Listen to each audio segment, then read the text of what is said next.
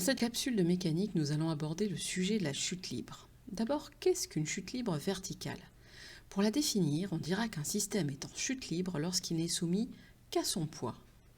Exemple, un ballon en l'air qui retombe ou un parachutiste qui saute. Attention cependant, il est difficile sur Terre d'obtenir une vraie chute libre. En effet, tous les corps soumis uniquement à leur poids sont en train de tomber vers la Terre dans l'air. Or, l'air est de la matière, des molécules sur lesquelles les corps qui tombent vont frotter et vont donc être ralentis. On ne peut donc obtenir de chute libre véritable que dans le vide.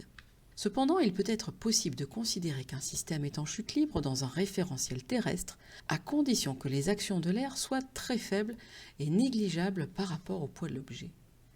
Ainsi, un piano qui tombe du 3e étage sera considéré en chute libre, alors qu'une plume, légère et parfois avec une grande surface de contact avec l'air, ne peut pas être considérée comme en chute libre. Pour illustrer ce phénomène, je vous propose d'ailleurs de regarder une expérience diffusée par la BBC, réalisée par un physicien britannique Brian Cox, dans la plus grande chambre à vide du monde, celle de la NASA.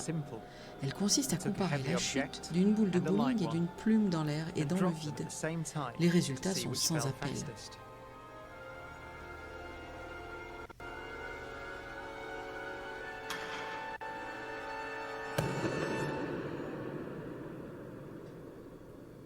Dans l'air, la plume arrive bien plus tard que la boule de bowling, car beaucoup plus soumise au frottement de l'air. It takes 3 hours to pump out the 800,000 cubic feet of air from the chamber. 5, 4, cameras on, 2, 1, release. Lorsque l'air est intégralement retiré de cette chambre à vide, par contre, on constate, ici au ralenti, que ces deux objets tombent rigoureusement à la même vitesse.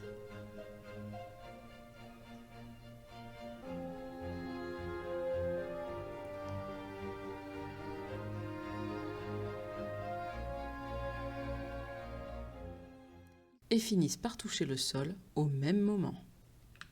On peut à partir de là facilement schématiser ou reconnaître un système en chute libre à partir de son schéma. En effet, comme on l'a dit, le système en chute libre n'est soumis qu'à son poids. Pour un système qui n'est pas en chute libre, on trouvera une ou plusieurs forces complémentaires en plus du poids, comme par exemple des frottements de l'air. Par conséquent, si on applique la contraposée du principe d'inertie, on en déduira qu'un système en chute libre ne sera donc ni immobile, ni en mouvement rectiligne uniforme. On peut compléter ce qu'on vient de dire avec l'étude du vecteur vitesse. En effet, dès lors qu'une des 3 caractéristiques, sens, direction ou valeur du vecteur vitesse change, on peut conclure que les forces exercées sur l'objet ne se compensent pas. Par exemple, pour un objet en mouvement rectiligne uniforme, rappelez-vous, les vecteurs vitesse sont tous identiques.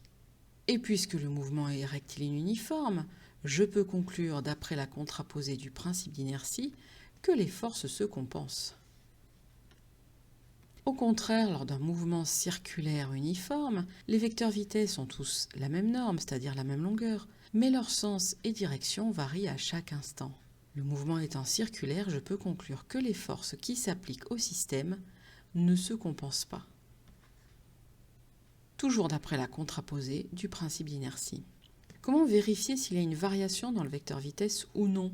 Pour cela, nous allons faire cette fois non pas la somme de 2 vecteurs, mais la soustraction des 2 vecteurs. C'est presque la même chose. Prenons l'exemple suivant d'une chronophotographie d'un objet en chute verticale, avec ses vecteurs vitesse V4 et V5 qui sont déjà tracés.